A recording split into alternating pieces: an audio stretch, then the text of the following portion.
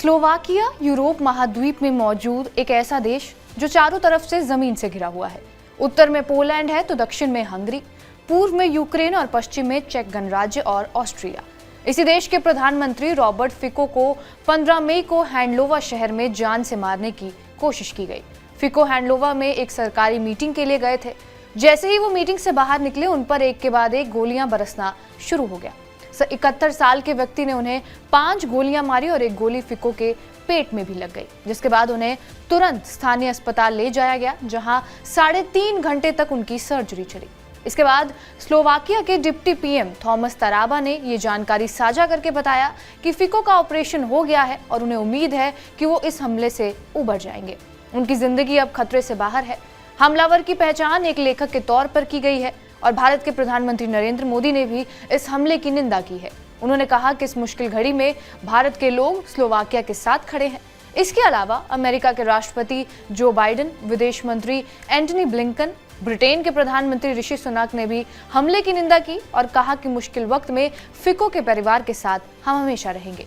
रूस के राष्ट्रपति व्लादिमीर पुतिन ने भी इस हमले की निंदा करते हुए इसे भयानक अपराध बताया है। लेकिन स्लोवाकिया के पीएम रॉबर्ट पर यह हमला क्यों हुआ? इसके क्या कारण थे? क्या उनसे स्लोवाकिया की जनता नाराज चल रही थी या फिर उनकी विदेश नीति रूस के पक्ष में थी, इस वजह से ऐसा हुआ? ये सब चीजें हम आपको बताएंगे इस वीडियो में। नमस्कार, मेरा नाम है रिया शर्मा और आप देख रहे हैं TV9 डिजिटल। सबसे पहले रॉबर्ट फिको हैं कौन?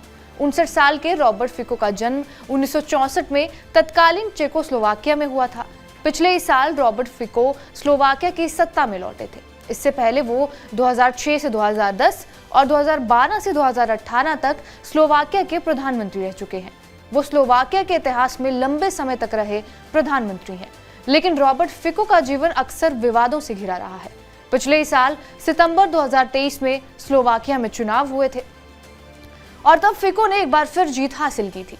वो 5 साल जेल में रहने के बाद ये चुनाव जीते थे। रॉयटर्स की रिपोर्ट ये कहती है कि फिको ने ये चुनाव जीता ही पश्चिमी चुनावी मुद्दों पर था।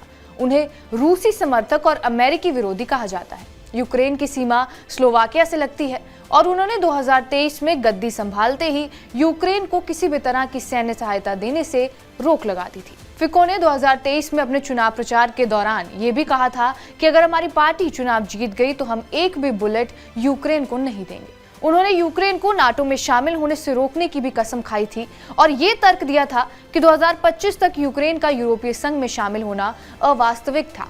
उनके मुताबिक अपनी रक्षा के लिए यूक्रेन को हथियार और सैन्य उपकरण बेचना या भेजना हिंसा को और ज्यादा बढ़ावा देता है। उनके यूक्रेन के प्रति इसी रुख और रूसी समर्थक विचारधारा की वजह से हजारों लोगों ने उनके खिलाफ प्रदर्शन किए थे। इसके बाद भी वो बार बार रूस का समर्थन करते हुए दिखे थे।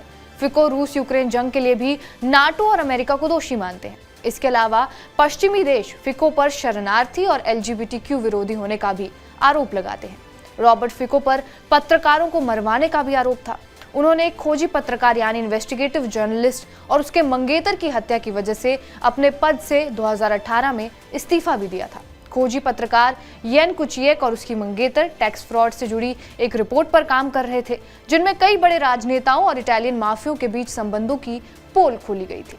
इन दोनों की हत्याओं की वजह से स्लोवाकिया में कई प्रदर्शन हुए थे और इसी वजह से रॉबर्ट फिको को अपने पद से इस्तीफा भी देना पड़ा था। पत्रकारों से उनका नाता शुरू से ही कुछ खास नहीं रहा है। उन्होंने स्लोवाकिया के यूरोपीय संघ के राष्ट्रपति पद के दौरान चल रही प्रेस कॉन्फ्रेंस में पत्रकारों को गंदी स्लोवाक विरोधी वेश्याएं तक कह दिया था।